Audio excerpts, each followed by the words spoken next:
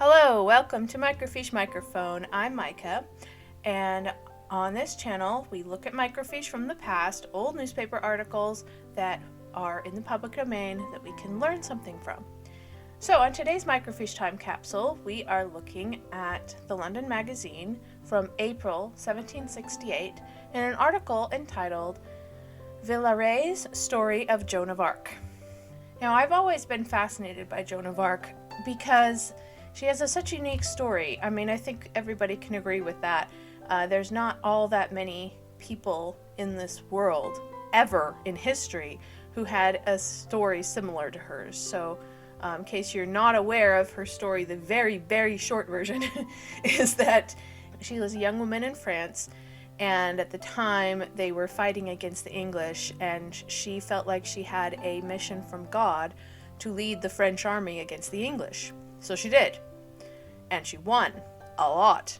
I don't know of a lot of stories like that, especially about a young woman. So this is, I mean, she's just a very brave person and a very, ballsy in her way, you know? I mean, I guess that's not really the best word, but that's what it is. So, very before her time, that's for sure.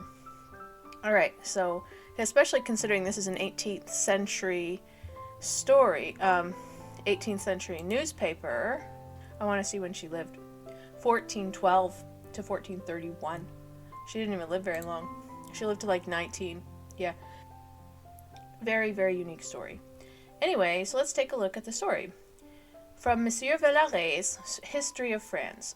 In case you're thrown off by my pronunciation, I actually lived in France for a while. So sorry if that throws you off. Also, the letter S in this article is looks like an F. It's just the way they wrote it in the 18th century. It's not that strange, that considering this is an 18th century newspaper, but a lot of modern people might not be familiar with it.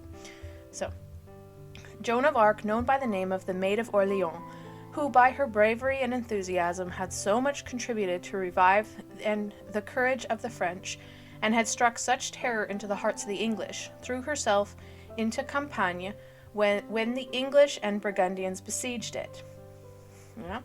She was taken prisoner in a sally which she made at the head of 600 men. A sally, huh?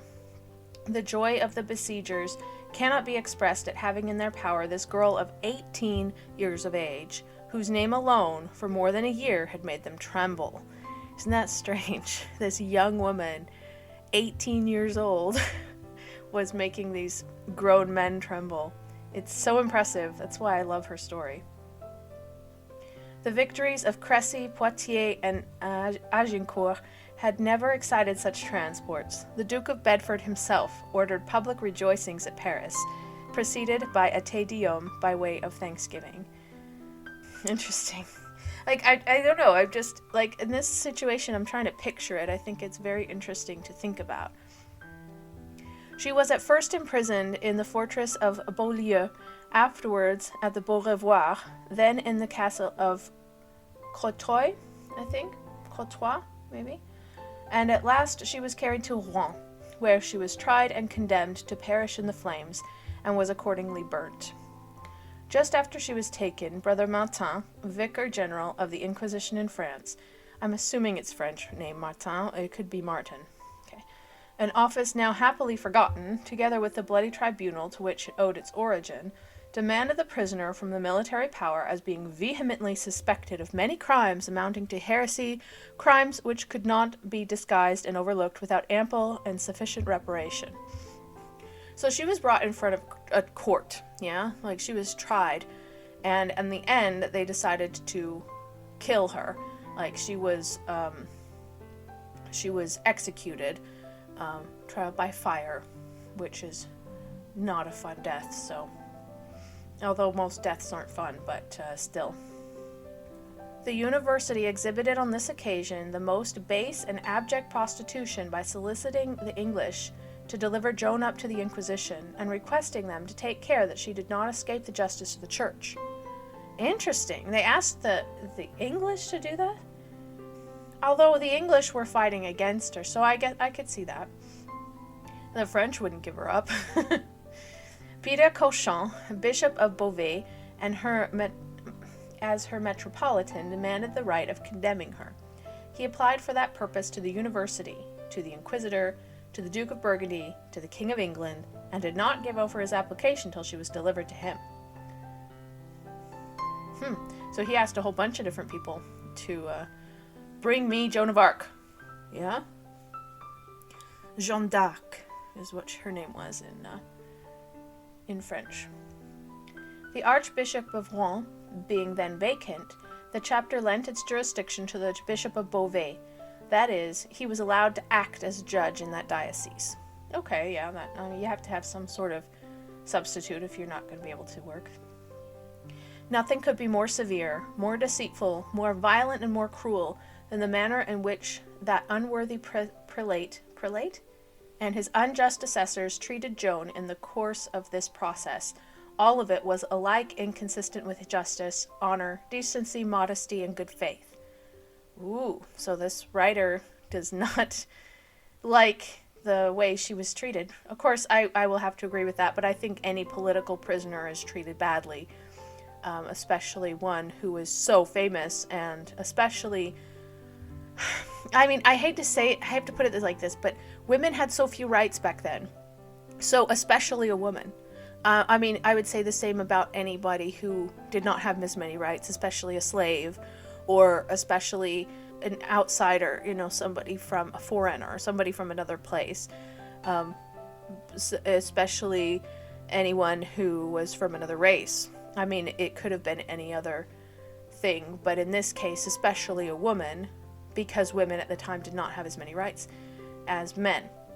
So I feel like people were more free to treat them badly, just like they were more free to treat anybody badly who was other, was other than the majority, was other than the male majority.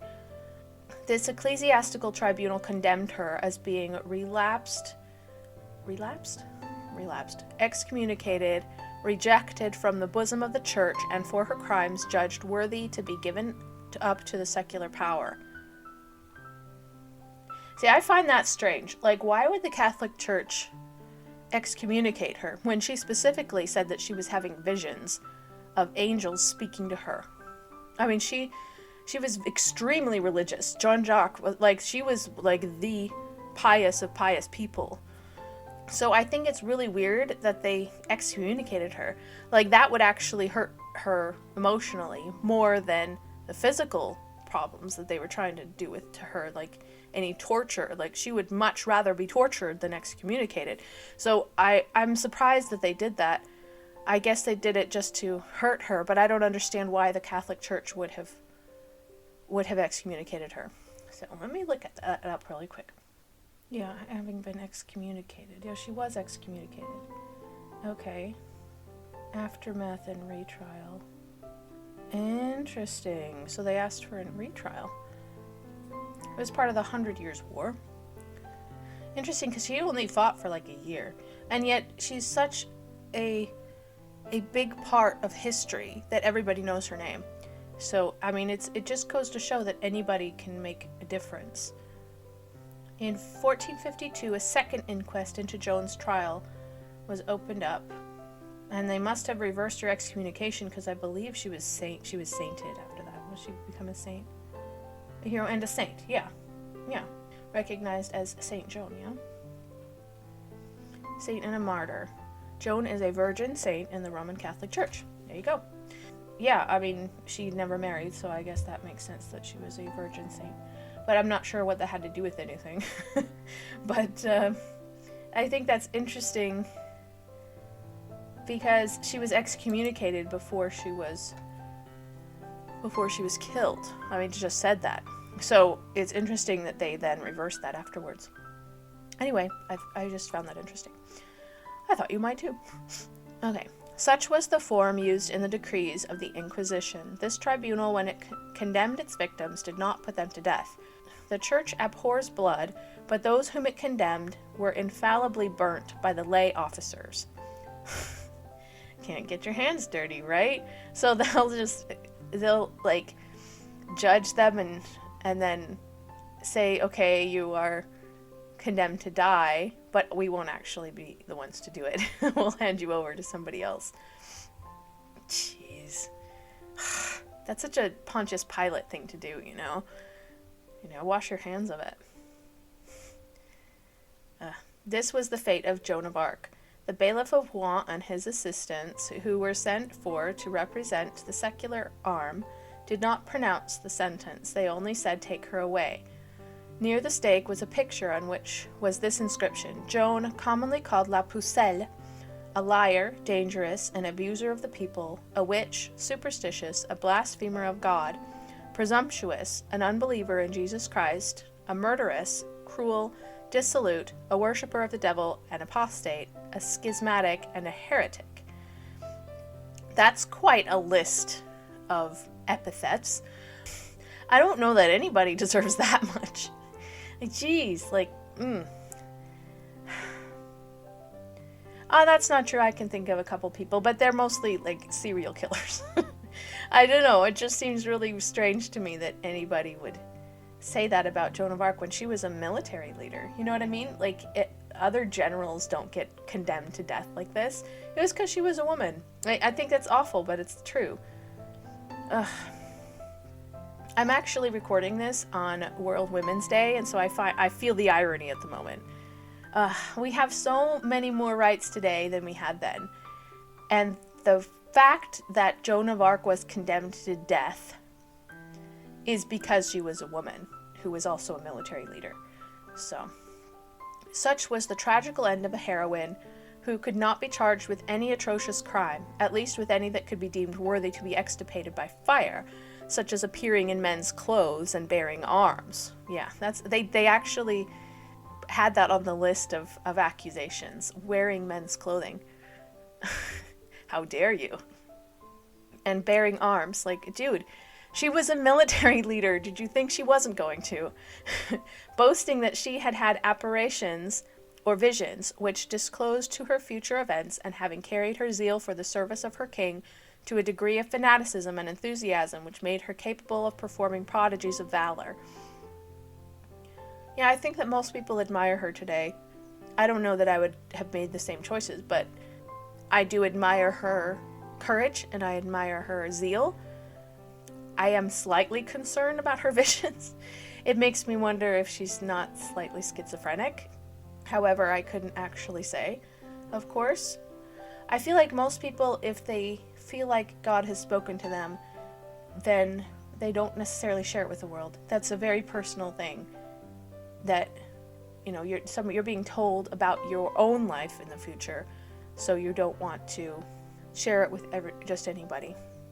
Her amazing exploits made her pass for a sorceress in the age of ignorance, when everything extraordinary was ascribed to the intervention of the devil. Oh my gosh, I'm sorry.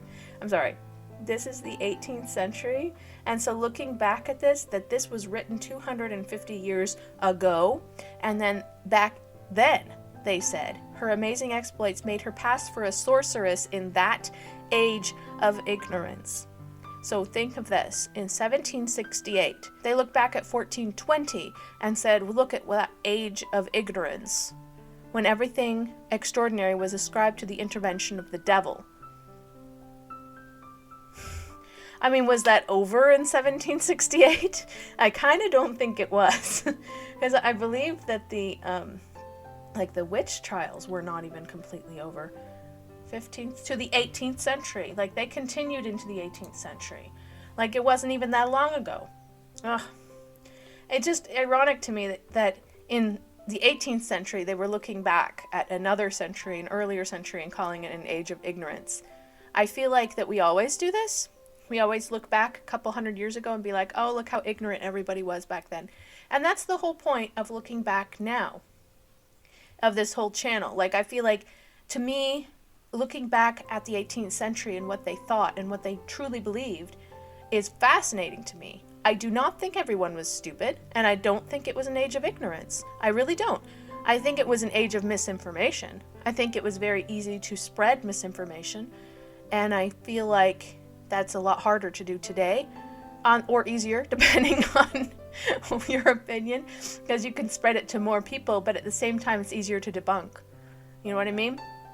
So you can look at this wrong, this false article and look back and try to prove it and do a little bit of basic validation, and you can usually tell if it's true or not. I mean, yeah, unless they're really, really expert at making misinformation. But back then, all they had to do was write a single article and have it printed in the newspaper. And people would be like, oh, look, it must be true. It was in print. So that's the only thing I think is a little bit sad.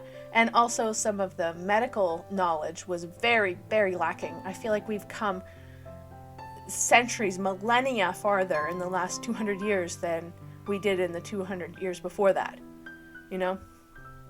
Like ridiculous amounts of discoveries. She was burnt not so much to expiate her own great and real crimes as to satisfy the spite and hatred of the English, yeah, I think we can all agree on that, whose measures she had confounded. The judges who condemned her were French, but the subjects of England. This was an artifice in the Duke of Bedford, in the English ministry, whose policy endeavored to throw on the French nation the disgrace of such a manifest piece of justice. They themselves sacrificed the Pucelle, and her destruction turned to their advantage, but they made choice of the French for the instruments of their vengeance. Interesting that they're saying that the French magistrates were then instruments in the hands of the English. I'm not sure if I would go that far, but I think that they had their own agenda. However, I feel like Joan of Arc was a scapegoat in that moment. I mean, you're going to say that it's all her fault because she led the army, or are you going to hold the army to account as well? But besides the fact that that's what armies do, you know? So, I mean, we've all agreed in like war crime tribunals that if you were ordered to do something as part of a war, then it's not a war crime. It's just a war. So, I feel like that the army didn't do anything wrong, and neither did Joan in that sense. She just took control of the army, and they listened to her, and you know, why wouldn't they if they felt like what she was saying made sense? And obviously she had to prove herself more than other people would have because she's a woman. However, it makes sense to me. I mean, if you're at war, you're trying to win your war.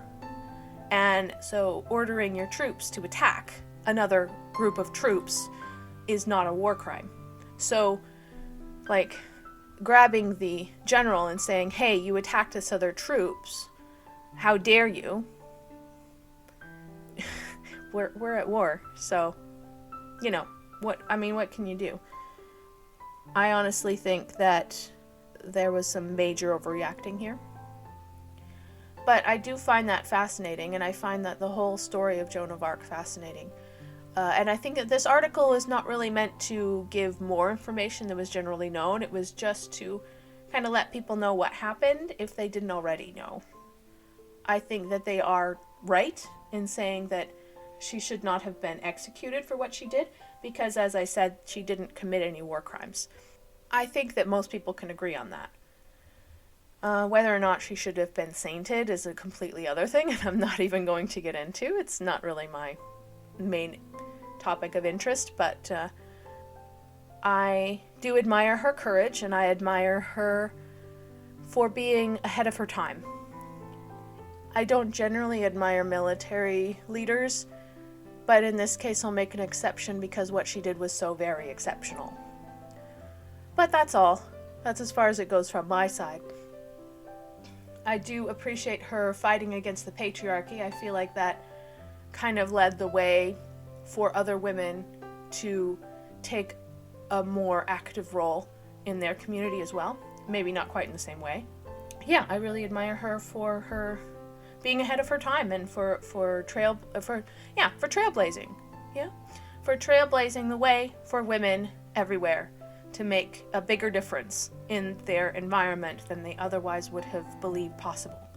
So, thank you very much, Joan of Arc. And so, that was another Microfiche time capsule. Thank you for joining us, and I hope to see you in the next video.